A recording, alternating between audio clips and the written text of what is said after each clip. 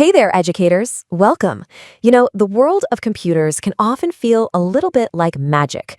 Well, today we're going to pull back the curtain. We're going to demystify the whole thing and turn it into clear, teachable ideas, all thanks to the incredible research of Dr. Sudheendra S G. Okay, let's jump right in with this quote, because honestly, this is the key to the whole kingdom. At the heart of computer science is one simple but incredibly powerful idea: abstraction. It's the secret sauce. It's all about hiding the messy, complicated details so we can focus on building amazing things, one layer at a time. So, instead of thinking of computer science as this big, scary jumble of random topics, I want you to picture it as a ladder that we can climb together. And the cool thing is, each rung we step on hides all the complexity of the one right below it. And here it is. This is our roadmap for the journey.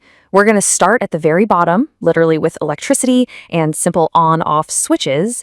And from there, we're going to climb all the way up through logic and operating systems until we get to the very apps you and your students use on your phones every single day. All right, you ready? Let's take our very first step onto that ladder. Down here, at the absolute foundation, we're going to figure out how in the world a computer can represent, well, the entire world, using nothing more than a simple on or off. This right here is the first huge idea you got to wrap your head around: representation. To a computer, everything, and I mean everything, is a number. That photo of your cat? It's just a really, really long list of ones and zeros. That song you're listening to? You guessed it, just more ones and zeros. Can you imagine way back when programmers had to speak the computer's language? They had to write in those raw numbers on the left. Oof. But then we got smart. We built another layer of abstraction, a translator.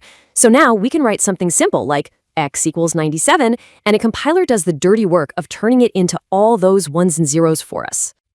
Okay, so now we have a language to talk to the computer. So what do we say? Well, we need to give it a recipe. And that's all an algorithm is. It's just a step-by-step plan.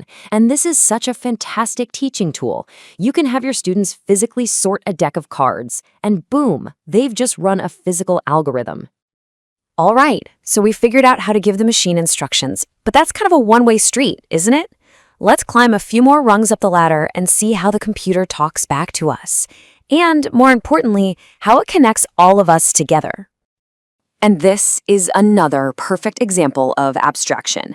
I mean, when you look at your screen, you don't see millions of tiny little dots, do you? No, you see windows and buttons and icons you can click and drag. That's the graphical user interface, the GUI, doing its job, hiding all that complexity and giving us something intuitive to work with. I mean, seriously, stop and think about that for a second. It's kind of mind-blowing, right? You type a web address, and in the blink of an eye, a page from halfway across the world just appears. Is it magic? Nope. You know the answer by now. It's just more layers of very, very clever abstraction. It's honestly like a perfectly choreographed dance.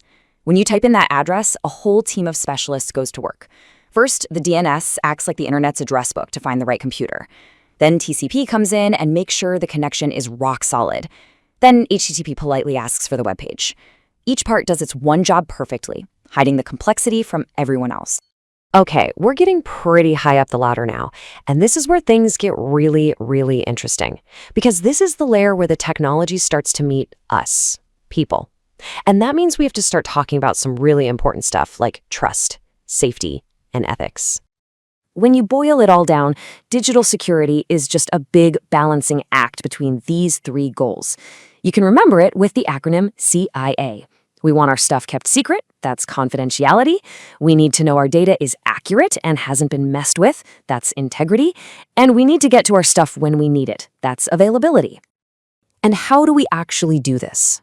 Well, the main tool is cryptography. Think of this symmetric kind like a diary with a padlock. You and a friend both have a copy of the key. Simple. But asymmetric is more like a mailbox. Anyone can drop a letter in the slot. That's the public key, but only you have the private key to open the box. That's the idea that underpins almost all online trust. Now, for our next rung, things get a little different. Let's talk about AI. With machine learning, we kind of flip the script. See, up to now, we've been writing the recipes, the algorithms.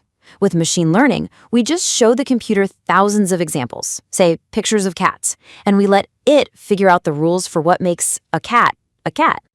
Now, as you can imagine, this is incredibly powerful, but it comes with huge responsibilities.